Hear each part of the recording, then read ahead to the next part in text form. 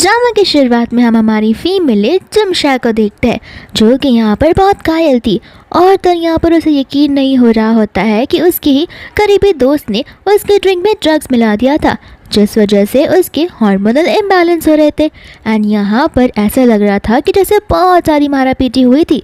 फिर यहाँ पर चुम जा रही होती है, जहाँ पर रास्ते में उसे एक लड़का मिलता है जो कि उसकी हेल्प मांगने लगता है। एंड यहाँ पर चुम उसकी हेल्प करने से मना कर देती है, क्योंकि बेचारी जब खुद की हेल्प नहीं कर पा रही तो वो उस लड़की की क्या ही हेल्प करेगी।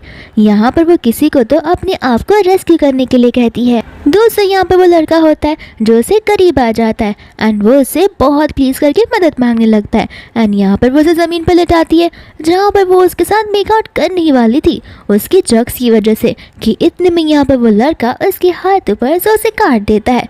लेकिन चुम यहाँ पर रुकती नहीं और उसके साथ मेकआउट करना शुरू कर देती है। इसके बाद में जैसे वो उठती है, अपने हाथ पर उसके तीत के मार्क देखती है एंड यहाँ पर कहने लग जाती है कि तुमने मेरी मदद की तो इस बार मैं तुम्हारी मदद ज़रूर करूँगी। फिर यहाँ पर वो अपने निडल्स का इस्तेमाल कर उसे एक्यूपंक्चर करती है। ये एक मेडिकल का ट्रीटमेंट होता है। फिर बाद में यहाँ पर कहने लगती है कि इससे तुम 2 मंथ बाद ठीक हो जाओगे, और ऐसे भी तुम मुझसे मेरा फ़ोन मांग रहे थे तो मैं अपना फ़ोन यहीं पर छोड़ कर जा रही हूँ। यहाँ पर जैसी वो चली जाती है, वो गार्ड वहाँ पर आ जाता है, जहाँ पर वो कहने लगता है कि बॉस ने मुझे आपको बचाने के लिए भेजा है। फिर इसके बाद में यहाँ पर वो उस कार के अंदर बैठ जाती है, लेकिन वो गार्ड जो है उस कार में बैठता नहीं बल्कि वहाँ से भाग जाता है। जहाँ पर चुम नोटिस करती है कि उस कार के अंदर बम रखा हुआ है एंड यहाँ पर वो फटाक से बाहर निकल जाती है एंड यहाँ पर कुछ ही सेकेंड्स में वो बम कार के साथ फट जाता है। यहाँ पर चुम को यकीन नहीं हो रहा होता है कि उसी के बॉयफ्रेंड ने उसको मारने की कोशिश की है। फिर इसके बाद हम यहाँ पर सीधा 6 इयर्स के बाद का सीन देखते हैं, जहाँ पर हम चुम का एक न्यू फेस देखते हैं, जहाँ पर वो अब एक डॉक्टर बन चुकी थी। एंड यहाँ पर चुम के अकॉर्डिंग जो पुरानी वाली चुम थी वो तो कब की मर चुकी थी, क्योंकि उसके बॉयफ्रेंड नहीं चाहते थे कि वो जिंदा ना रहे। एंड यहाँ पर उसने अपनी डेथ भी घोषित कर दी थी। अब यहाँ पर हम न्यू वाली चुम को देखते हैं। दूसरा हम यहाँ एक लेडी को देखते हैं जो कि 2 बच्चों को बाहर चिल्ला रही होती है। यहाँ पर वो एक लड़का और एक लड़की होती है, जहाँ पे बेबी बॉय अपनी सिस्टर को डिफेंस करता है। इतने में यहाँ पर चुम उन्हें देख लेती है एंड वहाँ पर उस क्लाइंट को कहने लगती है कि तुम्हें तमीज़ नहीं है क्या बच्चों से कैसे बात करते हैं। यहाँ पर वो जो लड़की है वो चिल्ला चिल्ला कर कहने लगती है कि तुम्हें पता भी है कि ये ड्रेस कितनी महंगी है, और यहाँ पर इस लड़की ने इस ड्रेस को ख़राब कर दिया, अभी क्या अभी इसे साफ़ करो। एंड यहाँ पर वो ज़बरदस्ती करने लग जाती है, जहाँ पर चुम जो होती है अपने दोनों ट्विंस को कहती है कि तुम जाओ और जाकर मेरा वेट करो। यहाँ पर लेकिन वो जो लड़की थी वो उसे हमें ज़बरदस्ती कर रही थी, तो फिर यहाँ पर गुस्से में आकर चुम उसे थप्पड़ मार देती है। यहाँ पर उस लड़की को गुस्सा आ जाता है, लेकिन वो चुम को हाथ भी नहीं लगा सकती थी, तो फिर यहाँ पर वो चिल्लाने लग जाती है। एंड चुम तो यहाँ पर उसे मजाक सिखा रही थी। इतने में यहाँ पर वहाँ का मैनेजर आ जाता है, जो कि यहाँ पर उस लड़की को देखकर पहचान जाता है, और ये लड़की मू फैमिली की बेटी होती है जिसका नाम डेजी है। यहाँ पर चुम उसकी आइडेंटिटी जानकर शॉक हो जाती है, क्योंकि ये जो लड़की है वो चुम की स्टेप सिस्टर होती है, यानी कि उसके डैड ने दूसरी शादी की थी। उसके डैड का किसी और औरत के साथ में अफेयर चल रहा था एंड इस अफेयर के बदले में यहाँ पर चुम की रियल मॉम की डेथ हो जाती है। इतने में यहाँ पर हम जी को देखते हैं। यहाँ पर चुम जो है जी को देखकर याद करने लगती है, क्योंकि जी उसका भाई होता है और यहाँ पर उसे यकीन नहीं होता कि उसी के भाई ने उसकी जान ले ली थी। फिर बाद में यहाँ पर डेजी जो होती है वो कंप्लेन करने लगती है जी से, और यहाँ पर जी जो है चुम को देखता है, जहाँ पर वो चुम की आंखें को देखकर थोड़ा सोचने लग जाता है कि उसे ये आंखें देखी देखी से लग रही है। चुम यहाँ पर कहने लगता है कि मेरी कोई गलती नहीं है, एंड यहाँ पर जो जी है वो बोलने लगता है कि मेरी सिस्टर पर इल्ज़ाम लगाना बंद कर दो, वो कभी ऐसा कर ही नहीं सकती है। दूसरा चुम यहाँ पर जी के पैरालाइज्ड पैर के बारे में बता रही होती है कि वो ठीक हो सकता है। यहाँ पर डेजी भी कहने लगती है कि डींगे मारना बंद करो तो बेहतर रहेगा, मुझे अच्छे से पता तुम ये सब क्यों कह रही हो, ताकि तुम इस सिचुएशन से भाग पाओ, लेकिन ऐसा पॉसिबल नहीं है। चुम कहते कि यकीन करना है तो करो वरना मत करो। दूसरा यहाँ पर जी गुस्से में कह देता है कि बातें बनाना बंद करो, अगर तुमने अपने मुंह से एक और शब्द निकाला तो मैं तुम्हें इस हॉस्पिटल से ही निकाल दूंगा। यहाँ पर चुम होती है वो अपने मन में उन दोनों को देखकर सोच रही थी कि मुझे मेरी रिवेंज की शुरुआत तुम दोनों से ही करनी पड़ेगी। यहाँ पर जो जी है वो कहने लगता है कि तुमने मेरी सिस्टर को बुली कर ठीक नहीं किया है, और जो कोई भी मेरे सिस्टर को नुकसान पहुंचाता है उसके लिए सिर्फ एक ही शब्द होता है और वो है जिंदा मौत मरना। यहाँ पर जो डेजी होती है वो कहने लगती है कि भैया इतना सब करने की ज़रूरत नहीं है, मैं अपने इसका बदला तो इसे थप्पड़ मार कर ही लूँगी। एंड यहाँ पर वो चुम को थप्पड़ मारने के लिए आगे बढ़ती है, लेकिन यहाँ पर चुम जो होती है वो बड़े स्टाइल से अपनी नीडल को बाहर निकालती है और उसके हाथों पर फेंक देती है, जिस वजह से उसके हाथ जो है वहीं पर फ्रीज हो जाते हैं। एंड यहाँ पर अपने डेजी चिल्लाने लग जाती है। जी यहाँ पर डॉक्टर को डेजी को वहाँ से लेकर जाने के लिए कहता है। दोस्त हम यहाँ पर हमारे न्यू कैरेक्टर को देखते हैं, यानी कि हमारे मेन लीड को, जिसका नाम चान होता है, जो कि यहाँ पर चुम को देख रहा था। एंड यहाँ पर उसने उसके निडल स्किल्स को भी देखा था, तो यहाँ पर वो सोचने लग जाता है कि इसने जिस तरीके से उसके हाथों को फ्रीज किया उसे समझ आ रहा है कि ये निडल के एक्यूपेंचर में कितनी प्रो होगी।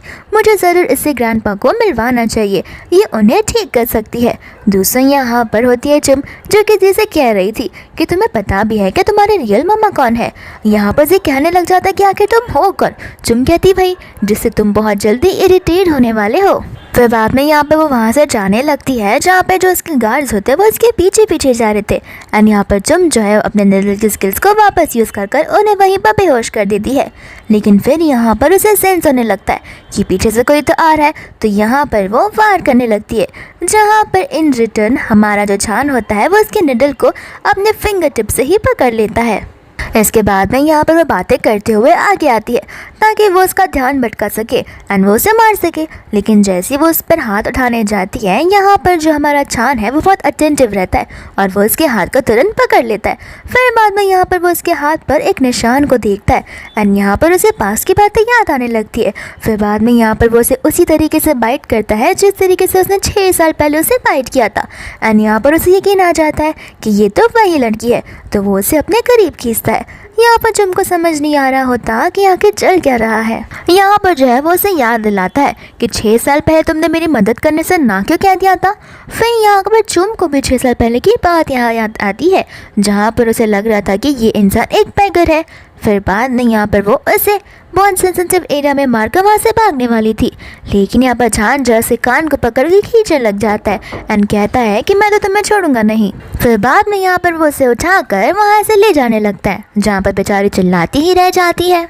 यहाँ पर वो बेचारी मन में सोच रही होती है कि आखिर इसको मेरे बच्चों के बारे में पता तो नहीं चल गया, और अगर वो उन्हें यहाँ से उठाकर ले चला गया तो। इतने में यहाँ पर रास्ते में उसके दोनों यानी कि एमी और एबी दोनों को दोनों मम्मा को देखकर मम्मा बुलाने लगते हैं। लेकिन यहाँ पर चुम उन दोनों को इशारे करती है अपना मुंह बंद रखने के लिए, तो वो दोनों अच्छे बच्चों की तरह वहाँ से चुपचाप उन्हें इग्नोर करके चले जाते हैं। दूसरा यहाँ पर चान का जो असिस्टेंट होता है वो इस सिनारियो को देखकर शॉक हो जाता है, क्योंकि उसके बॉस आज तक कभी किसी वुमन के करीब जाते ही नहीं है। वह यहाँ पर वो उसे कार में बिठा देता है, जहाँ पर वो उसका मुंह बंद करने के लिए उसे किस करने लग जाता है।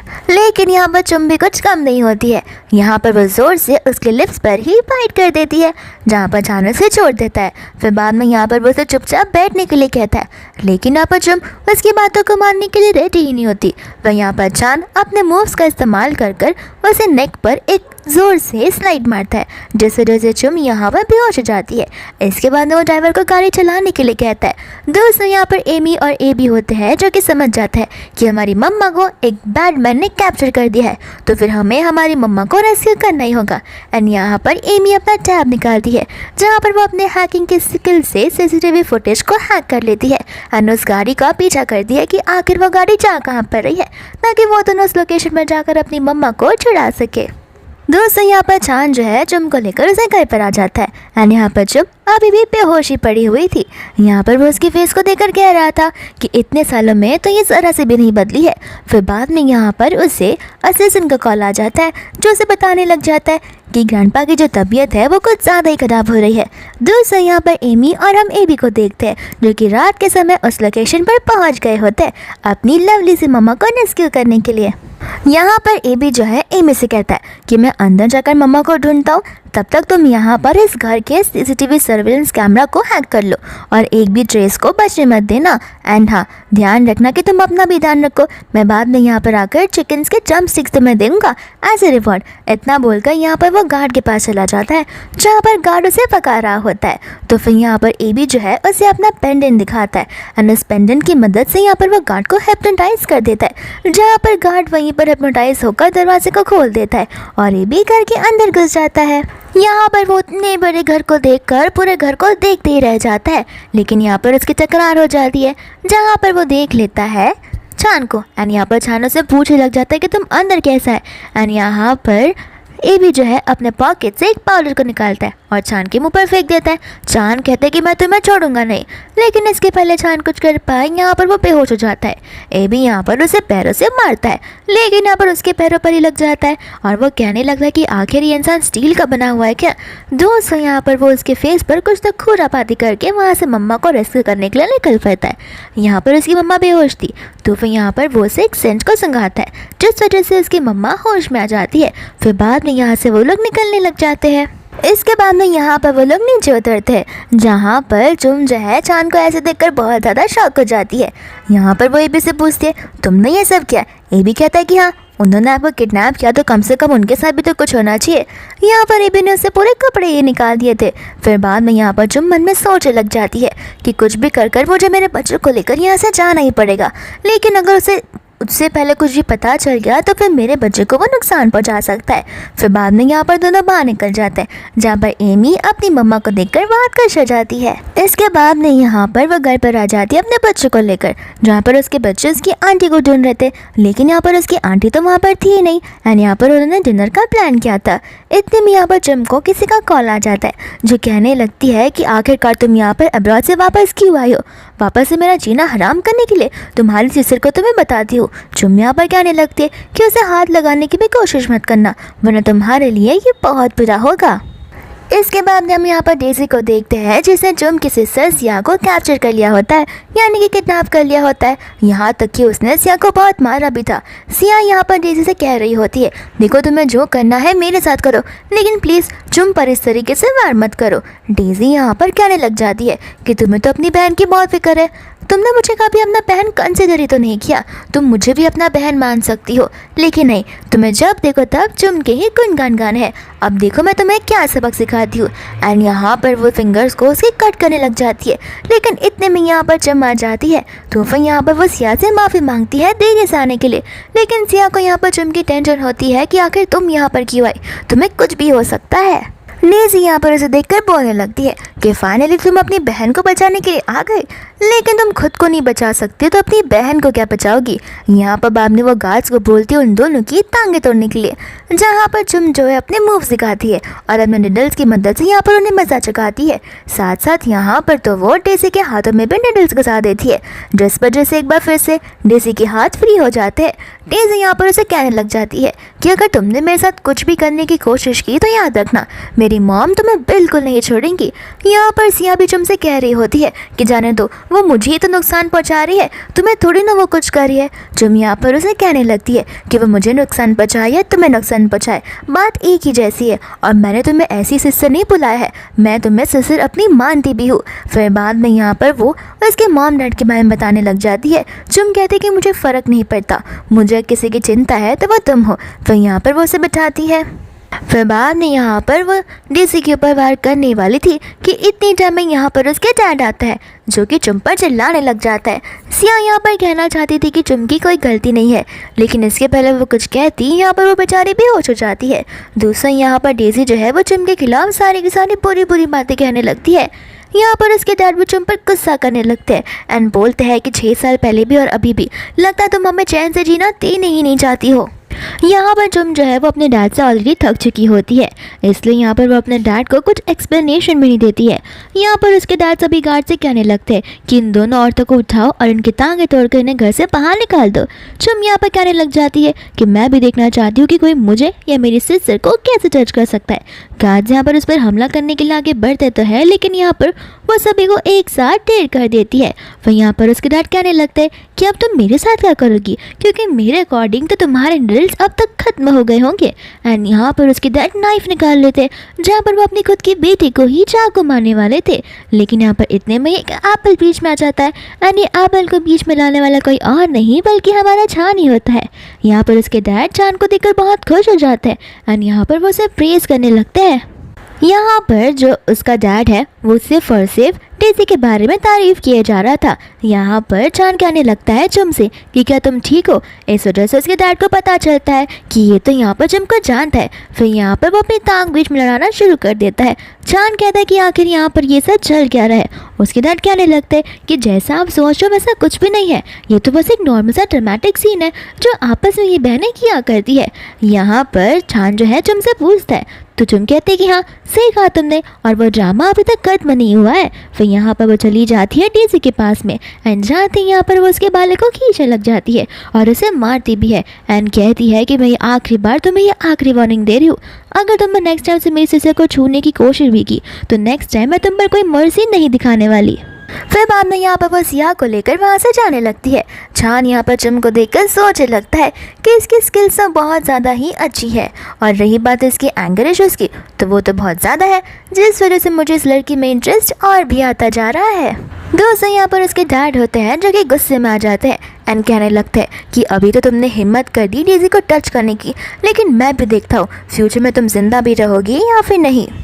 इसके बाद में यहाँ पर वो हॉस्पिटल में होता है जहाँ पर असिस्टेंट आकर उसे बताने लग जाता है कि हमने ढूंढने की बहुत कोशिश की कि आखिर यहाँ से मैडम जुम कैसे चली गई थी, लेकिन यहाँ के जो सीसीटीवी फुटेज है वो सभी के सभी हैक हो चुके हैं और यहाँ पर उनमें हमें सिर्फ एक ब्लैक कलर की ब्लैंक स्क्रीन दिखाई जा रही है। यहाँ पर चान बोलने लगता है कि टेंशन मत लो एंड यहाँ पर वो स्केच दे देता है एबी का। असिस्टेंट यहाँ पर उस बच्चे के स्केच को देखकर शॉक हो जाता है एंड कहने लगता है कि ये आप अपने बचपन की फ़ोटो क्यों दे रहे हो, ये बच्चा तो सेम आपके जैसा ही दिख रहा है। एंड यहाँ पर ये चीज़ सोचते हुए चान बहुत ज़्यादा ओवरथिंक करने लग जाता है। असिस्टेंट कहने लगता है कि कहीं ये आपका बेटा तो नहीं है। चान भी यहाँ पर मन में सोचते हुए शॉक होता है, क्या ये लड़का मेरा और उस क्रेजी वुमन का बेटा तो नहीं है, ऐसा पॉसिबल ही नहीं हो सकता। तो फिर चान यहाँ पर उसे पूछता है कि आखिर तुम्हें कैसे पता कि मैं ऐसे ही दिखता था और तुम इतने कंफर्मेशन के साथ में कैसे कह सकते हो। उसका असिस्टेंट यहाँ पर कहने लगता है कि मैंने अपना बचपन आपके साथ गुजारा है, तो आपको क्यों लगता है कि मुझे कुछ याद नहीं होगा। इतने में यहाँ पर जुम बाहर आ जाती है जहाँ पर चान उसे लेकर जाने लगता है। तो जुम यहाँ पर असिस्टेंट को सिया का ध्यान रखने के लिए कहती है। फिर बाद में यहाँ पर चान उसे सारी सच्चाई बोलने के लिए कहता है। जुम यहाँ पर कहती है कि तुम सबसे पहले अपना नाम मुझे बताओ। यहाँ पर चान अपना नाम बताता है, जहाँ पर उसका नाम जानते ही जुम समझ जाती है कि तुम वही हो ना जो सबसे रिच हो, लेकिन सब तुम्हें गैंगस्टर मानते हैं। फिर यहाँ पर चान उसे 6 साल पहले बात की याद दिलाता है। तो फिर यहाँ पर वो उसे थैंक यू तो बोलता है उसकी जान बचाने के लिए, लेकिन उसने उसके साथ जो नाइट स्पेंड की थी उसके बारे में वो बात करने लग जाता है, जहाँ पर जुम गुस्से में कुछ कहने वाली थी, लेकिन यहाँ पर इसके पहले वो कुछ कहे चान यहाँ पर उसे किस करने लग जाता है। फिर कैसे तो करके जुम उसे अपने आप से दूर करती है और उसे जोर से थप्पड़ लगा देती है। फिर बाद में यहाँ पर जुम उसे कहने लग जाती है कि देखो 6 साल पहले जो कुछ भी हुआ मुझे वो याद है, लेकिन भले मैंने तुम्हारे साथ नाइट स्पेंड की थी, इसके बदले में मैंने तुम्हारी जान भी तो बचाई थी, तो अब हम इक्वल है। चान कहते हैं कि तुम कौन से दिमाग से कह रही हो कि हम इक्वल है, तुम्हें पता भी है क्यों मेरा फर्स्ट टाइम था। ये बात सुनते ही यहाँ पर जुम सोचने लग जाती है।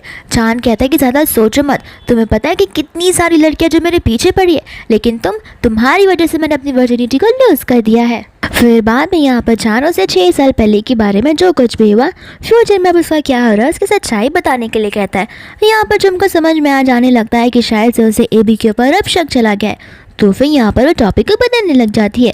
चान भी यहाँ पर उसके साथ झगड़ा करने लग जाता है। जुम कहते हैं कि देखो मेरे पास टाइम नहीं है तुम्हारे साथ बकवास करने के लिए, मेरे पास और भी काम है, तो मैं यहाँ से जा रही हूँ। यहाँ पर वो जाने लग जाती है, जहाँ पर चान से रोक कर कहता है कि ठीक है तुम यहाँ से चली जाओ, मैं यहाँ पर इस बच्चे को ढूंढ निकालूंगा। फिर बाद में यहाँ पर जुम मुझसे उस बच्चे की तस्वीर दिखाने के लिए कहती है एंड ये एक स्केच होता है जो कि एबी का था। फिर बाद में यहाँ पर वो उसे कहने लगता है कि तुम्हें क्या लगता है तुम मेरे घर के सीसीटीवी के सारे वीडियोस एक हैकर की मदद से इरेज कर दोगी तो क्या मैं इस बच्चे का पता भी नहीं लगा पाऊंगा। मेरे लिए इस बच्चे का पता लगाना एक चुटकियों का काम है। यहाँ पर जुम थोड़ी सी घबरा जाती है। चान यहाँ पर कहने लगता है कि एक बार मुझे इस बच्चे का पता लगने दो, फिर देखो मैं इसके साथ में क्या करता हूँ, क्योंकि इसने मुझे बहुत बुरी तरीके से चीट किया है। जुम यहाँ पर कहती है मुझे एक बात बताओ कि मुझे क्या करना होगा इस बच्चे को सुरक्षित करने के लिए। तो फिर चान यहाँ पर बड़ी सिंपल सी बात कहता है कि मेरे ग्रैंडपा की जान को बचा दो, मैं तुम्हें खुशी खुशी और इस बच्चे को खुशी खुशी जाने दूंगा। फिर बाद में चुम यहाँ पर उसे कहती है कि तुम कोई भी हॉस्पिटल में लेकर चले जाओ, कोई भी डॉक्टर उसे ट्रीट कर सकता है।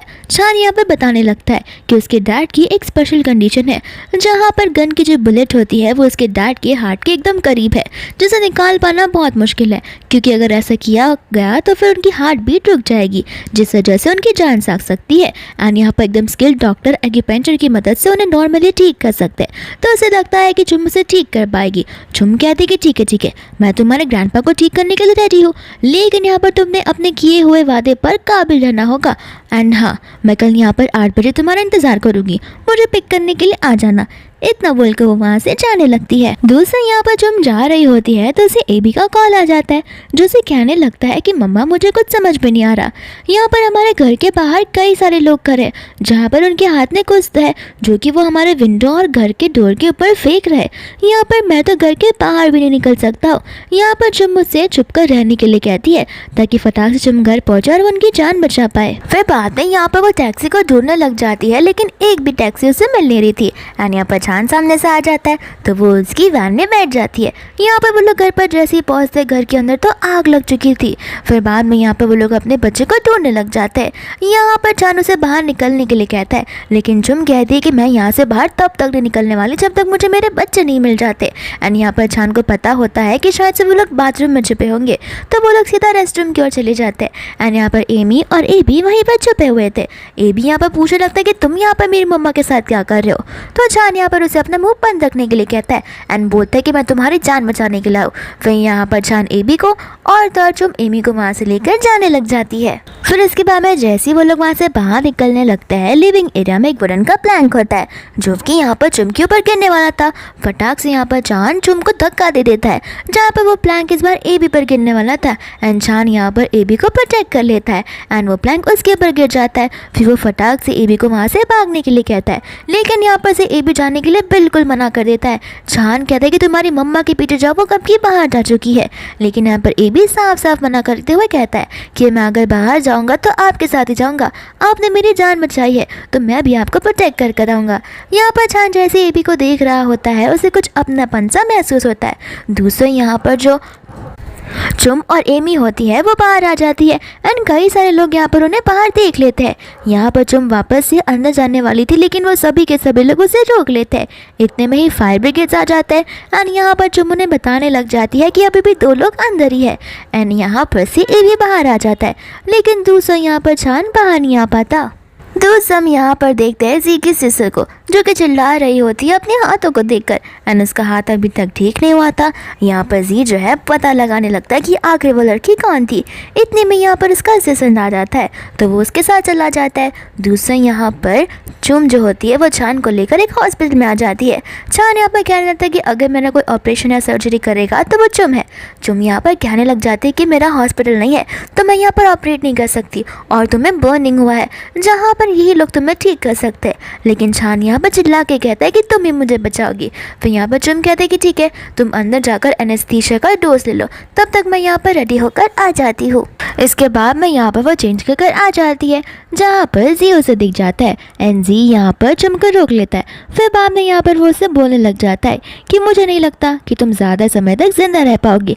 चुम यहाँ पर उसे कहने लगती है कि टेंशन मत लो, तुम्हारे मरने से पहले तो मैं नहीं मरने वाली हूँ। दूसरा यहाँ पर वो अपने गार्ड्स को भेजता है चुम के साथ फाइट करने के लिए एंड चुम यहाँ पर अपने निडल्स का इस्तेमाल करती है। जी यहाँ पर उसे कहने लगता है कि तुम अपने निडल्स का इस्तेमाल कर लो जितना करना है, लेकिन यहाँ पर तुम इन गार्ड्स को डिफीट नहीं कर पाओगी। एंड यहाँ पर ऐसा ही होता है, लेकिन जी यहाँ पर अपने गार्ड्स को रोक देता है। चुम यहाँ पर कहने लग जाती है कि तुम मेरा नाम नहीं जानना चाहते क्या, लेकिन यहाँ पर जी कहते हैं कि कोई ज़रूरत नहीं है, मैं मरने वालों के नाम जानने में इंटरेस्ट नहीं रखता। चुम कहती कोई बात नहीं, लेकिन मैं मरने नहीं वाली हूँ। और एक बात मेरे नाम की, तो यहाँ पर वो उसे अपना पूरा नाम बताती है, जहाँ पर उसका नाम सुनते ही यहाँ पर जी शॉक हो जाता है एंड यहाँ पर कहने लगता है कि तुम यहाँ पर कैसे आ गए। चुम कहती कोई बात नहीं, बहुत लंबी कहानी है जहाँ मैं तुम्हें धीरे धीरे सब कुछ बता दूंगी। इतने में यहाँ पर असिस्टेंट आ जाता है एंड यहाँ पर जी जो है वो असिस्टेंट को पहचानता जाता है कि वो मिस्टर छान का असिस्टेंट है।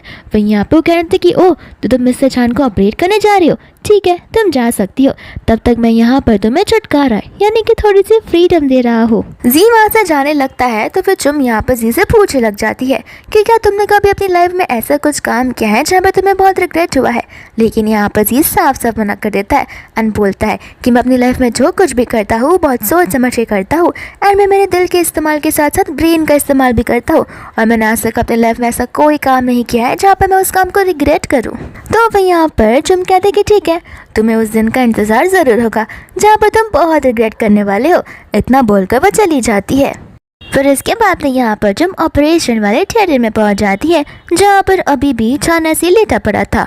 यहाँ पर चुम नर्स से बोलने लगती है कि मैं तुमसे कहा था ना कि तुम यहाँ पर ब्लड को डिसइंफेक्ट करो और इसे एनेस्थीसिया दो, तो फिर तुम सब यहाँ पर खड़ी होकर इसके बैग को क्या देख रही हो। नर्स यहाँ पर बताने लग जाते कि हमने करने की कोशिश तो की लेकिन यहाँ पर सर ने हमें कुछ भी करने से साफ साफ मना कर दिया, वो सिर्फ और सिर्फ आपसे ट्रीटमेंट लेना चाहते हैं। तो यहाँ पर चुम दोनों नर्सेज को वहाँ से भेज देती है। इसके बाद में यहाँ पर वो उसे एनेस्थीसिया देने वाली थी लेकिन यहाँ पर अचानक से मना कर देता है। चुम कहते कि अगर एनेस्थीसिया नहीं दूंगी तो तुम्हारा इलाज कैसे करूँगी, तुम्हें बड़ा पेन होगा। जान यहाँ पर कहने लगता है कि पेन, तुम्हें लगता है कि मुझे पेन होगा, मुझे पेन कभी हो नहीं सकता, इसलिए तुम यहाँ पर मुझे डायरेक्टली ट्रीट करो। फिर बाद में यहाँ पर वो उसके वुंड्स को क्लीन करना शुरू कर देती है जहाँ पर छान को बड़ा पेन हो रहा था। चुम से कहने लगती है कि अभी भी टाइम है, एनेस्थीसिया ले लो। तो वो कहता है कि अरे नहीं नहीं मुझे कुछ नहीं हो रहा है, ऐसा लग रहा है कि चींटियाँ मुझे काट रही हो। फिर बाद में यहाँ पर चुम उसे जोर से प्रेस करती है जहाँ पर छान को दर्द होता है। फिर बाद में यहाँ पर वह इंजेक्शन निकाल लेती है एंड यहाँ पर छान बड़ी जोर से चिल्लाने लग जाता है। तब चुम को समझ आता है कि वो एनेस्थीसिया क्यों नहीं ले रहा है, क्योंकि उसे इंजेक्शनों से डर लगता है। फिर यहाँ पर वो उसे इंजेक्शन लगाने वाली थी लेकिन इसके पहले कि वो उसे इंजेक्शन लगाती यहाँ पर वो तो बेहोश ही हो जाता है। फिर बाद में यहाँ पर वो अपना नडल बाहर निकालती है और उसकी मदद से उसे ठीक करती है एंड यहाँ पर वो होश में आ जाता है जहाँ पर वो उसे अपने पास बुलाता है एंड उसे कैंडी देता है। कहता है कि अगर तुम स्वीट खाओगे तो वो तुम्हें एनर्जी देगा। चुम यहाँ पर गुस्से में छान से कहती कि मैं क्या तुम्हें कोई डॉगी लगती हूँ जो तुम मुझे इस तरीके से ट्रीट दे रहे हो। इसके बाद में यहाँ पर वो उसका इलाज करना कंटिन्यू कर देती है जहाँ पर छान मन में सोच रहा होता है कि ये अभी भी मेरी उतनी ही फिक्र करती है। इसके बाद में यहाँ पर वो उसे लेकर नॉर्मल वाले रूम में आ जाती है जहाँ पर असिस्टेंट आ जाता है तो वो उसे बताने लगती है कि टेंशन लेने की कोई ज़रूरत नहीं है, इसका इलाज हो चुका है और मैंने इसे एनेस्थीसिया दिया है। तो फिर यहाँ पर वो 1-2 घंटे तक आराम से सोएगा। इसके बाद में वो खुद ब खुद यहाँ से उठ जाएगा एंड कुछ रिपोर्ट्स है जो रेडी हो चुके हैं तो वो बाद में जाकर उसे देख लेना। इतना बोलकर वहाँ से वो चली जाती है। असिस्टेंट भी यहाँ पर सोचने लग जाता है कि वो इंसान जिसने ज़िंदगी में इंजेक्शन नहीं लिया, इंजेक्शन के बदले वो मरना पसंद करेगा लेकिन इंजेक्शन नहीं लेगा, वो इंसान ने आज अपनी पसंदीदा औरत से इंजेक्शन लिया है।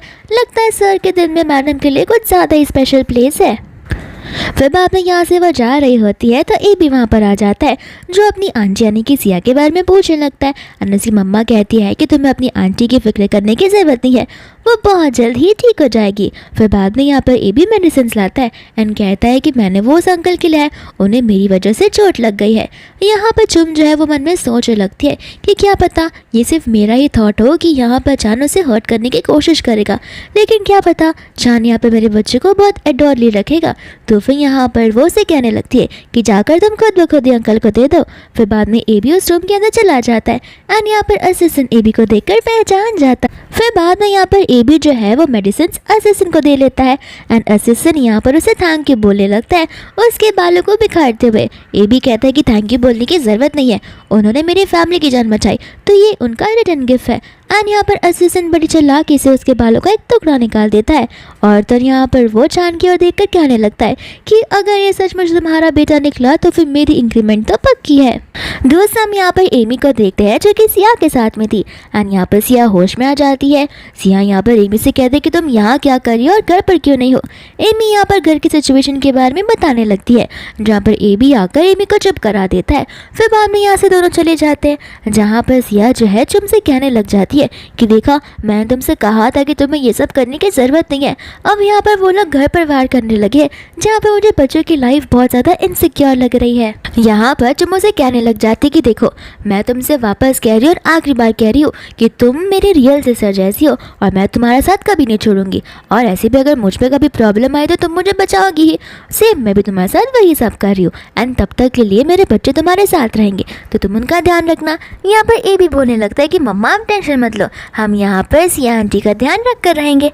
इसके बाद में यहाँ से चुम चली जाती है। दोस्तों यहाँ पर चुम चली जाती है कॉन्फ्रेंस रूम के अंदर, एंड यहाँ पर जी की सारी प्लानिंग होती है। जी यहाँ पर जैसे रूम के अंदर जाता है, यहाँ पर वो चुम को पाता है जहाँ पर बिखरे हुए पेपर्स होते हैं, एंड यहाँ पर चुम को कुछ ठीक नहीं लग रहा था, एंड जी यहाँ पर उसे कुछ मांगने लगता है, लेकिन अब चुम साफ साफ मना कर देती है। तो फिर जी यहाँ पर उसे करंट से बेहोश कर देता है।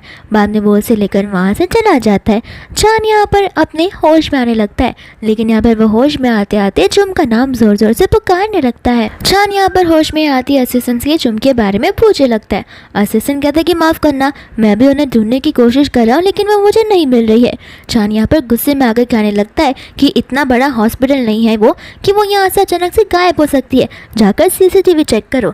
यहाँ पर असिस्टेंट बताने लग जाता है कि लास्ट टाइम उन्हें सीसीटीवी फुटेज में मैंने सिया मैम के रूम के अंदर देखा हुआ था, वो वहाँ से बाहर निकल रही थी। उसके बाद में मुझे यहाँ पर उनके ट्रेसेस मिले ही नहीं है।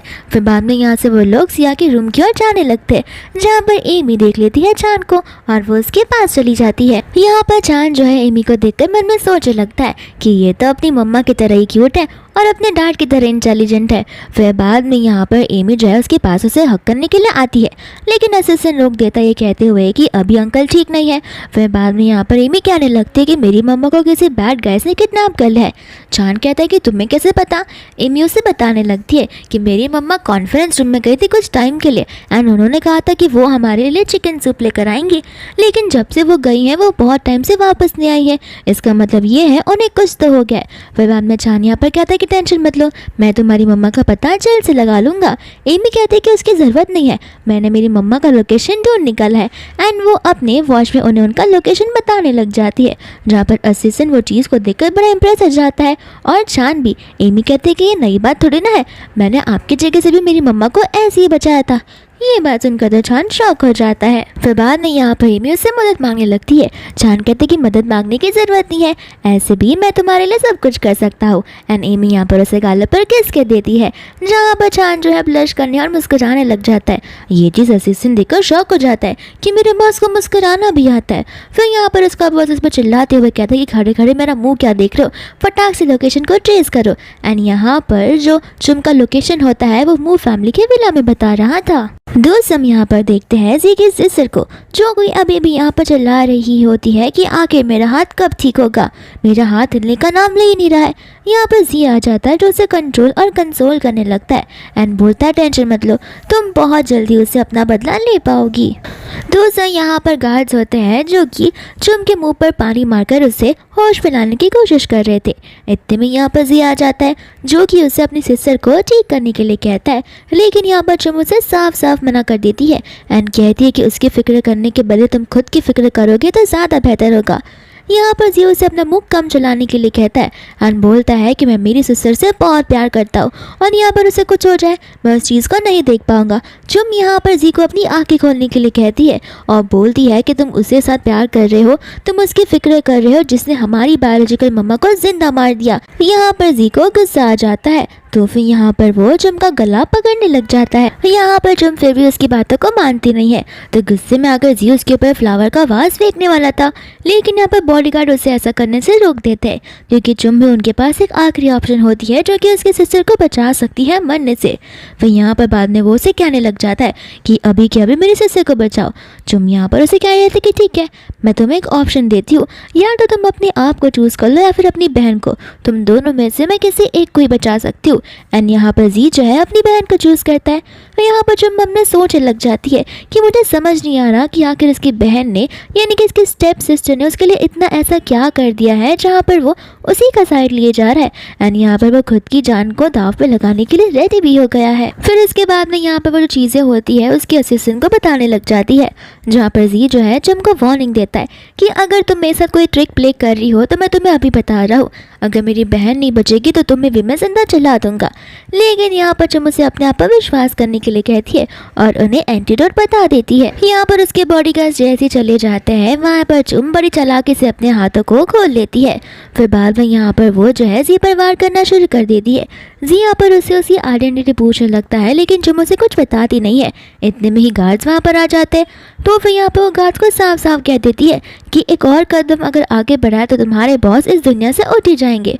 यहाँ पर जी अभी भी उससे उसकी आइडेंटिटी पूछ रहा था, लेकिन यहाँ पर चुम उसे धक्का देकर भाग जाती है एंड ये कहते हुए भागती है कि तुम मेरी आइडेंटिटी को जानना डिजर्व नहीं करते हो। साथ साथ यहाँ पर वो 5 साल पहले उसकी मरी हुई बहन के बारे में भी उसे एक हिंट देकर चली जाती है। यहाँ पर वो भागते भागते रास्ते में आ जाती है, लेकिन गार्ड्स जो है इसका पीछा छोड़ते नहीं है एंड यहाँ पर वो उसे घेर कर लग जाते हैं। फिर बाद में यहाँ पर इतने में ही चान आ जाता है जो कि चुम की जान को बचा लेता है एंड यहाँ पर सभी के सभी गार्ड्स चान को देखकर वहाँ से भाग जाते हैं। इसके बाद में यहाँ से चान चुम को लेकर जाने लगता है, जहाँ पर चुम जो है एक व्हील चेयर की बेड पर देखती है अपने भाई को एंड यहाँ पर वह सोचने लग जाती है कि इसकी मौत तो बहुत जल्दी होने वाली है।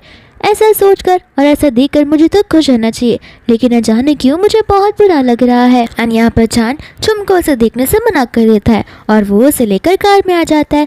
चुम यहाँ पर उसे थैंक यू बोलने लग जाती है। चान कहते कि थैंक यू बोलना ही है तो अपनी लाइफ मुझे डेडिकेट कर दो। चुम यहाँ पर उस पर गुस्सा करने लगती है। बाद में यहाँ पर वो असिस्टेंट से मेडिकल किट मांगती है एंड यहाँ पर उसके बैग पर लगी हुई चोट को एक बार फिर से उसके ऊपर मरहम पट्टी करने लगती है। यहाँ पर असिस्टेंट सोच रहा होता है कि मुझे इस समय यहाँ से जाना चाहिए, इन दोनों को अपनी प्राइवेसी देते हुए। यहाँ पर बाद में चान जो है चुम से कहने लगता है कि तुम इतना शर्मा क्या रही हो, पहली बार थोड़ी ना है जहाँ पर तुम मेरी बॉडी देख रही हो। और यहाँ पर चुम चान के ऊपर गुस्सा करने लग जाती है, लेकिन यहाँ पर वो इतने में ही बेहोश हो जाती है। दूसरा यहाँ पर चान होता है अपने एक कोलैबोरेटिव पार्टनर के साथ में, जहाँ पर उसका पार्टनर बता रहा होता है कि हमारी शिप्स को जो है वो वेस्टर्न कंपनी वालों ने हड़प लिया है एंड यहाँ पर वो शिप के प्लेसमेंट को होने ही नहीं दे रहे। चान को यहाँ पे पता होता है कि आखिर ये कौन कर रहा है एंड वो एक मिस्टीरियस इंसान होता है, जहाँ पर उन दोनों में से किसी को भी इस मिस्टीरियस इंसान के बारे में कुछ पता नहीं होता। इसलिए यहाँ पर वो लोग स्पेशल इन्वेस्टिगेटर्स का अपॉइंट करते हैं सारी चीज़ों का पता लगाने के लिए। फिर बाद में हमें यहाँ पर इसके पहले का सीन बताया जाता है, जहाँ पर जैसे ही हमारी चुम बेहोश हो गई थी, चान उसे लेकर अपने बेडरूम में आ जाता है एंड चुम यहाँ पर एक बहुत ही बुरा सपना देख रही होती है जी के रिगार्डिंग। तो फिर यहाँ पर वो जी का नाम लेकर डरने लग जाती है। चान यहाँ पर उसे कंसोल करने लगता है। असिस्टेंट आता था है, लेकिन वो असिस्टेंट को भी वहाँ से भेज देता है। नेक्स्ट मॉर्निंग जब यहाँ पर चुम की नींद खुलती है, यहाँ पर वो चान को सोता हुआ पाती है और उसे याद आता है कि आखिरकार में क्या हुआ था। तो यहाँ पर वो उठकर चुपके से भागने की कोशिश करती है, लेकिन चान यहाँ पर उसे पकड़ लेता है और उसे वहाँ से जाने से रोक लेता है। फिर बाद में यहाँ पर वो उससे सॉरी बोलने लगती है। दूसरे यहाँ पर वो रेडी होकर जा रही होती है कि इतने में चान यहाँ पर उसे एक तोहफा देता है, जो कि चुम यहाँ पर एक बोर्ड के ऊपर रख देती है। चान कहते हैं कि अगर गिफ्ट पसंद नहीं आया हो तो उसे फेंक सकती हो, एक बार जिंदगी में पहली बार मैंने किसी लड़की को गिफ्ट दिया है। तो फिर यहाँ पर चुम जो इस गिफ्ट को निकाल कर ऐसे सेंट अपनी बॉडी पर लगाने लग जाती है और उनसे थैंक यू बोलती है। चान कहते हैं कि ज़बरदस्ती मत करो, चलेगा, नहीं पसंद है तो सच सच बता दो। यहाँ पर चुम से कहते हैं कि तुम्हें तो लड़की होना चाहिए था, जब देखो तब यहाँ पर लड़कियों की तरह नाटक करते रहते हो। फिर बाद में यहाँ पर चुम को जो है नेक पर इचिंग होना शुरू हो जाती है, जहाँ पर उसने वो बॉडी लोशन को लगाया था एंड चुम इसलिए यहाँ पर उस प्रोडक्ट को यूज़ नहीं कर रही होती है क्योंकि उसे उस चीज़ से एलर्जी थी।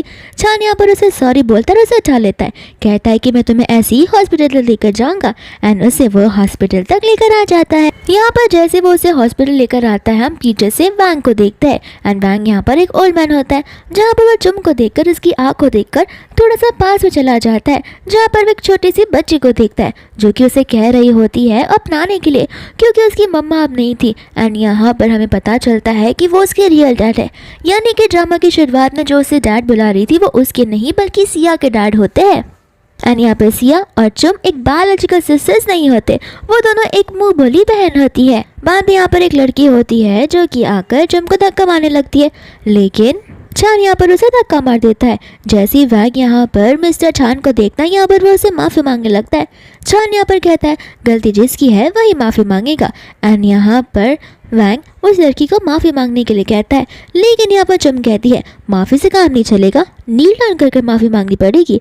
वो लड़की कहने लगती है कि तुम्हारी बातों को मैं क्यों सुनूं, मैं नील टर्न कर माफ़ी नहीं मांगने वाली हूँ। लेकिन यहाँ पर वैंग उसे ज़बरदस्ती नील टर्न करवा कर माफ़ी मांगने के लिए कहता है। एंड यहाँ पर वो कोई और लड़की नहीं बल्कि डेज़ी ही होती है जिसे माफ़ी मांगना पड़। चुम यहाँ पर वैंग को ताना मारने लगती है कि आपको तो अच्छे से पता है कि अपनी फैमिली मेंबर का सेक्रीफाइस कैसे करना है। इतना बोलकर वो वहाँ से चली जाती है। डेज़ी यहाँ पर अपने डैड पर चिल्लाती है कि आप मेरे साथ ऐसा कैसे कर सकते हो।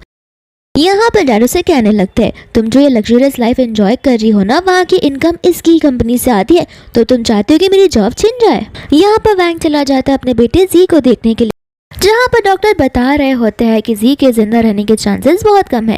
लेकिन यहाँ पर उसके डैड अंकल वैंग अपनी उम्मीदों को नहीं छोड़ते। यहाँ पर चुम को देखते हैं जहाँ पर उसे अच्छा लग रहा होता है कि छान ने उसे प्रोटेक्ट करने की कोशिश की है।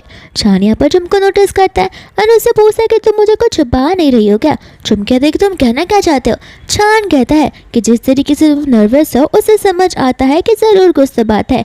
यहाँ पर चुम को जवाब नहीं देती। छान कहता है कि ठीक है, तुम मुझे बताओगी, इसका मतलब ये नहीं कि मुझे पता नहीं चलेगा, मैं खुद के तरीके से पता लगा लूँगा। एंड यहाँ पर वो उसे किस करने के लिए आगे बढ़ता है, जहाँ पर उसका असिस्टेंट बीच में आ जाता है। एंड यहाँ पर छान उसे कहता है कि जब देखो तब यहाँ पर थर्ड व्हीलिंग करने के लिए तुम आ ही जाते हो। एंड यहाँ पर वो उसे ग्रैंडपा के बारे में बताने लगता है। चुम कहती कि हमें जाकर उन्हें देखना होगा। छान कहता है कि देखो अगर तुम ठीक नहीं हो तो हम कल वापस से ग्रैंडपा को देखने के लिए आ सकते हैं। चुम कहते हैं कि देखो जितना जल्दी हो सके उतना बेटर होगा, और ऐसे भी मैं अब बेहतर फील कर रही हूँ। इसके बाद में यहाँ पर हम अंदर चले जाते हैं, जहाँ पर हम उसके ग्रैंडपा को देखते हैं। साथ साथ हम यहाँ पर छान के अंकल को भी देखते हैं, जो छान से कह रहे होते हैं कि तुम्हारे ग्रैंडपा ठीक नहीं है और यहाँ वहाँ तुम आवारागर्दी किए जा रहे हो।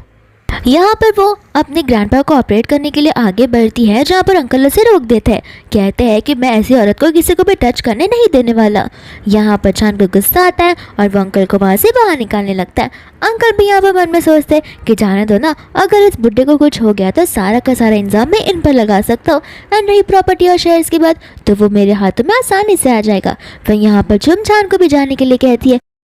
इसके बाद में यहाँ पर वो ग्रैंडपा को ऑपरेट करना शुरू कर देती है। फिर बाद में यहाँ पर वो अपना गोल्डन निडल लगाती है, जहाँ पर डॉक्टर्स भी उस चीज़ को देखकर शॉक हो जाते हैं, क्योंकि वो बहुत ज़्यादा रेयर होता है एंड ये सारी चीज़ें एक मास्टर डॉक्टर के पास ही हो सकती है। फिर बाद में यहाँ पर वो ग्रैंडपा का ट्रीटमेंट करती है एंड बाहर जाती है। यहाँ पर वो छान को एक उम्मीद की किरण देती है। अंकल यहाँ पर आकर इस पर गुस्सा करने लगते हैं। छान भी यहाँ पर गुस्से में आकर अपने अंकल को किक मार देता है एंड कहता है कि आप इसमें टांग ना लड़ाओ तो बेहतर होगा, मुझे चुम पर पूरा भरोसा है। दूसरा चुम की एनर्जी इतनी ज़्यादा कंज्यूम हो गई होती है कि वो बेचारी बेहोश ही हो जाती है। फिर बाद में यहाँ पर डॉक्टर उसे बताने लग जाते हैं कि मैडम को जो है वो नींद की थोड़ी ज़रूरत है, क्योंकि इनमें वीकनेस आ गई है। इतनी में यहाँ पर एमी, एबी और सिया भी होती है। तो फिर यहाँ पर छान उन्हें सब कुछ एक्सप्लेन करने लगता है। छान यहाँ पर चुम के पास जाता है, लेकिन एबी उसे दूर कर उसे वहाँ से भगा देता है। सिया यहाँ पर सोचने लग जाती है कि आखिर ये इंसान चुम से इतना सीक्रेटली और तो इतना प्राइवेटली क्लोज कैसे हो गया। फिर यहाँ पर वो एबी और एमी से पूछने लगती है। एमी यहाँ पर सिया को बताने लगती है कि मम्मा ने हमसे कहा था ये जो अंकल है कोई बुरे अंकल नहीं है और ना ही वो आउटसाइडर है, वो हमारे फैमिली मेम्बर जैसे ही है। ए भी यहाँ पर कहने लगता है कि वो इंसान तो मुझे बिल्कुल ही पसंद नहीं है, न जाने वो अपने आप को क्या समझता है। इसके बाद में यहाँ पर एमी ए भी बाहर होते हैं, जहाँ पर वो लोग उस बैड वुमन को देखते हैं यानी कि डेज़ी को, एंड यहाँ पर वो लोग उसके साथ शरारत करने के लिए चले जाते हैं, जहाँ पर ए भी अपने पेंडेंट को बाहर निकालकर उसके ऊपर हिप्नोटाइज करने लगता है। लेकिन यहाँ पर डेज़ी पर असर नहीं हो पाता, जहाँ पर डेज़ी उन्हें पकड़ लेती है, लेकिन कैसे तो कर वो लोग वहाँ से भागने लग जाते हैं। एमी यहाँ पर अपने भैया एबी से पूछती भी है कि आखिर आपको रात को अच्छे से नींद क्यों नहीं आती, एंड यहाँ पर एबी को कुछ पता नहीं होता। एंड सेम सिचुएशन हम यहाँ पर छान के साथ भी देखते हैं, क्योंकि उसे रात में अच्छे से नींद नहीं आया करती।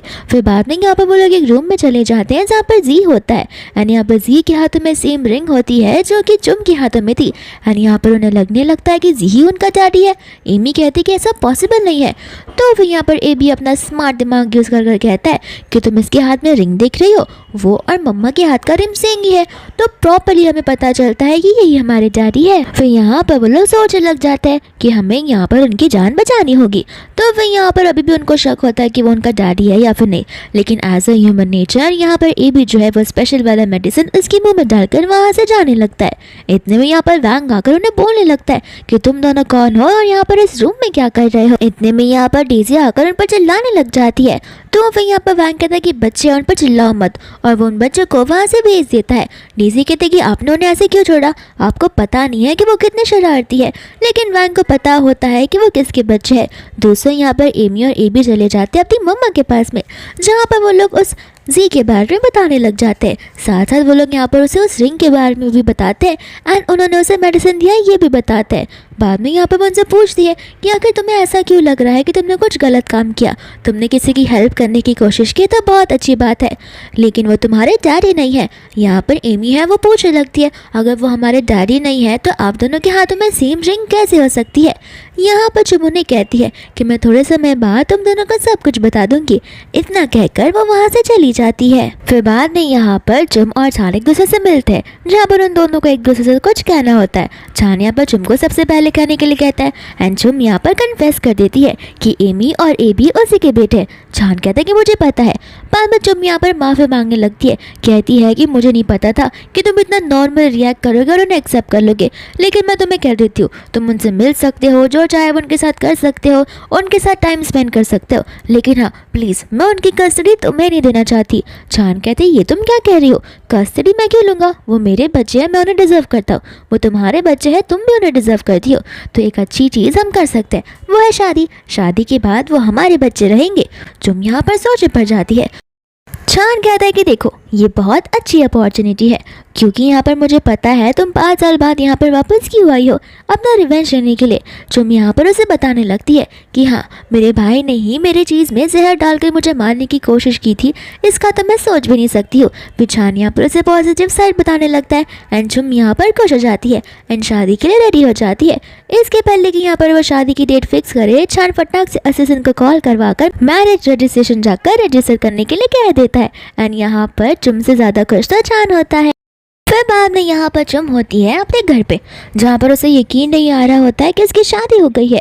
इतने में चान आकर कहता है अगर तुम चाहो तो मैं तुम्हें यकीन दिला सकता हूँ, लेकिन अब जुम उसे अपने आप से दूर जाने के लिए कहती है और बोलती है कि मुझे टाइम लगेगा ये चीज़ प्रोसेस करने में कि मैं अब शादीशुदा हूँ। इतने में यहाँ पर जुम को कॉल आ जाता है सिया का, जो कि मुसीबत में होती है एंड सिया से मिलने के लिए उसकी सिस्टर आ गई होती है। फिर बाद में यहाँ पर वो लोग वहाँ जाने के लिए दौड़ पड़ते हैं। दूसरा यहाँ पर सिया की सिस्टर होती है शीन, जो कि यहाँ पर उसे बहुत चिल्लाए जा रही थी। सिया यहाँ पर उसे कहती कि देखो बच्चों को यहाँ से जाने दो, तुम्हारी प्रॉब्लम मुझसे है तो फिर तुम जो प्रॉब्लम है वो मुझसे फेस करो, लेकिन इन बच्चों को यहाँ से जाने दो। सिया यहाँ पर ऐसा कुछ भी करने से मना कर देती है। इतने में वहाँ पर जुम और चान पहुँच जाते हैं। चान यहाँ पर शीन को वहाँ से जाने के लिए कहता है। शीन यहाँ पर कहते हैं कि तुम्हें पता नहीं है कि ये दोनों बिचेस कितनी बुरी है। यहाँ पर वो जैसी जुम की बुराइयां करना शुरू करती है, चान यहाँ पर उसे थप्पड़ी लगा देता है। फिर बाद में यहाँ पर वो उसे कहने लगता है कि कोई भी अगर मेरे बच्चों के अगेंस्ट और मेरी वाइफ के अगेंस्ट जाएगा मैं उसे नहीं छोड़ूंगा। तब जाकर यहाँ पर शीन को पता चलता है कि वो उसका हस्बैंड है एंड यहाँ पर वो डर जाती है। चान कहता है कि अब कोई मतलब नहीं है माफी भी मांगने का, मैं तो तुम्हें बर्बाद कर ही रहूंगा। फिर बाद में गार्ड्स यहाँ से उन्हें लेकर चले जाते हैं। फिर बाद में यहाँ पर चान एबी और एमी से कहने लगता है कि अब से मैं तुम्हारा डैडी हूँ। एमी यहाँ पर खुश होती है, लेकिन यहाँ पर एबी उसे अपना डैड एक्सेप्ट ही नहीं करता। फिर बाद में यहाँ पर सिया और जुम आपस से बात करने लग जाती है। सिया से कहते कि तुम पक्का श्योर हो ना कि तुम उसके साथ में शादी किया है। यहाँ पर जुम कहती कि हाँ असल में ये इंसान वही है जिससे मैं 5 साल पहले मिली। फिर बाद में सिया ये सारी बात जानकर थोड़ा सा शांत हो जाती है। वो लोग जैसे ही बाहर जाते हैं, यहाँ पर जुम जो है वो एक बॉडीगार्ड को देखती है जिसका नाम जाओ होता है एंड जाओ शायद यहाँ पर जुम को देखकर पहचान जाता है कि आखिर वो कौन है। फिर बाद में यहाँ पर जाओ चला जाता है वैंग से मिलने के लिए एंड यहाँ पर वैंग उससे अपनी बेटी की जान बचाने के लिए मदद मांगता है। जाओ कहता है तुम टेंशन मत लो, सब कुछ मैं देख लूँगा। इसके बाद में यहाँ पर वो सभी लोग लंच करने आए होते, जहाँ पर एमी को रेस्टरूम जाना था तो वो अपनी मम्मा के साथ बाहर निकल जाती है एंड यहाँ पर रस्ते पर ही वो लोग यहाँ पर मियाँ को मिलते हैं। यहाँ पर जुम जो है वो मियाँ को पहचान नहीं पाती, लेकिन यहाँ पर मियाँ उसे कहती है कि मैं तुम्हें अच्छे से जानती हूँ, अगर तुम चीज़ों को जानना चाहती हो तो बेहतर होगा मेरे साथ चलो। जुम यहाँ पर कहती कि ठीक है मैं चलूँगी, लेकिन मेरी बेटी को छोड़ दो। पर यहाँ पर गार्ड्स आते हैं जो कि उसे बेहोश करने लगते हैं एंड यहाँ पर वो लोग उसे लेकर चले जाते हैं। फिर बाद में हम यहाँ पर जाओ को देखते हैं जो कि वैंग के साथ में होता है और वो मियाँ के साथ में होता है। एंड यहाँ पर जुम और उसकी बेटी एमी अभी भी बेहोशी हालत में होते हैं। फिर बाद में यहाँ पर वैंग कहने लगता है कि ये तो वही डॉक्टर है। तो फिर यहाँ पर जा उसे उस डॉक्टर की यानी कि जुम की रियल आइडेंटिटी बताता है, जहाँ पर वैंग को यकीन नहीं होता कि वो उसकी बेटी है। जाओ कहता है कि इससे डील कैसे करना है मुझे अच्छे से पता है। वैंग कहता है कि इसे छोड़ो और मेरे बेटी पर फोकस करो। जा यहाँ पर कहने लगता है कि इसकी टेंशन तुम्हें लेने की ज़रूरत नहीं है, एक बार मैं इसे डील करूँ तो तुम्हारा बेटा अपने आप ही ठीक हो जाएगा। दूसरा यहाँ पर चान और उसका असिस्टेंट उन दोनों की लोकेशन को फाइंड करने की कोशिश कर रहे थे। यहाँ पर एमी की नींद जैसी खुलती है यहाँ पर उसकी मम्मा नहीं होती, तो फिर यहाँ पर अपने वॉच के थ्रू वो अपने डैडी के लैपटॉप पर सिग्नल भेज देती है एंड यहाँ पर असिस्टेंट को भी वो सिग्नल मिल जाता है। लेकिन यहाँ पर इतने में ही जाओ वहाँ पर आ जाता है, तो फिर एमी यहाँ पर सोने का नाटक करती है एंड जाओ को पता चल जाता है कि चान उसे ढूंढते हुए आ गया है एंड चान यहाँ पर अपने सभी गार्ड्स को लेकर आ जाता है, जहाँ पर चान को और उसके असिस्टेंट को वैंग दिख जाता है। चांद तो यहाँ पर वैंग को थप्पड़ी मार देता है, तो फिर वैंग यहाँ पर डर के मारे उसे सब कुछ बता देता है। लेकिन जैसे यहाँ पर जाओ उस रूम में जाता है वहाँ पर उसे कोई नहीं मिलता। फिर बाद में यहाँ पर वो लोग वापस से लोकेशन को चेक करते हैं, जहाँ पर जाओ जो है एमी को लेकर कहीं कार में जा रहा था। फिर बाद में उसे पता होता है कि एमी जागी हुई है, तो फिर वो एमी को बीच रास्ते में छोड़ने वाला था। एमी यहाँ पर अपनी मम्मा के बारे में पूछती तो है, लेकिन जाओ से कुछ बताता नहीं। दूसरा यहाँ पर इतने ही टाइम में चान वहाँ पर पहुँच जाता है, लेकिन तब तक वहाँ से जाओ तो भाग चुका था। फिर बाद में एमी अपने डैडी को देखकर रोने लग जाती है कि वो अपनी मम्मा को बहुत मिस कर रही है। दूसरा यहाँ पर उसकी मम्मा चुम को देखते जो कि बेहोशी की हालत में थी एंड यहाँ पर मियाँ उसे लेकर जंगल में आ जाती है और उसे एक दवा खिला देती है। लेकिन इसके पहले कि मियाँ यहाँ से चली जाए, चुम अपने पावर्स का इस्तेमाल कर उसे निडल लगा देती है, जिस वजह से मियाँ के जो पैर्स होते हैं वो फ्रीज हो जाते हैं एंड वो वहाँ से भाग भी नहीं पाती है। फिर बाद में चुम अपने कॉलर के यहाँ से कैमरा निकाल कर वो जो जाओ है उसे गालियाँ देने लगती है एंड वहाँ से जाने लगती है। साथ साथ हम यहाँ पर देखते हैं जी को, जो कि अभी धीरे धीरे ठीक हो रहा था और यहाँ पर वो होश में आ गया था। असिस्टेंट यहाँ पर आकर जी को सब कुछ बता देता है। यहाँ पर जैसे ही चुम जा रही होती है, मियाँ उठकर उसके ऊपर चाकू मारने ही वाली थी कि इतने में एक मास्क पहना हुआ इंसान आता है, जो कि यहाँ पर चुम की जान को बचा लेता है। चुम यहाँ पर उसकी फेस जाने की कोशिश करती है, लेकिन यहाँ पर वो चुम को बेहोश कर उसके दरवाजे के सामने छोड़ देता है, जहाँ पर सिया चुम को देखकर ऐसी हालत में शॉक हो जाती है और न जाने क्यों यहाँ पर सिया जो है वैंग को कॉल लगाती है, यानी कि उसके रियल डैड को, एंड कहते हैं कि चुम हमारे घर के बाहर बेहोश पड़ी हुई थी। इतने में यहाँ पर चान आ जाता तो वो कॉल को कट कर देती है। फिर बाद में यहाँ पर वो होश में आ जाती है, जहाँ पर वो उन दोनों को सारी बातें बताने लग जाती है। फिर चान उसे लेकर घर पर चला जाता है, जहाँ पर एमी और एबी अपनी मम्मा को देखकर बहुत खुश हो जाते हैं। बाद में यहाँ पर वो चान के साथ अकेले में बैठी होती है, जहाँ पर वो उसे बहुत बड़ा थैंक यू बोलती है एंड बाद में उनके बीच में मेकआउट शुरू हो जाता है।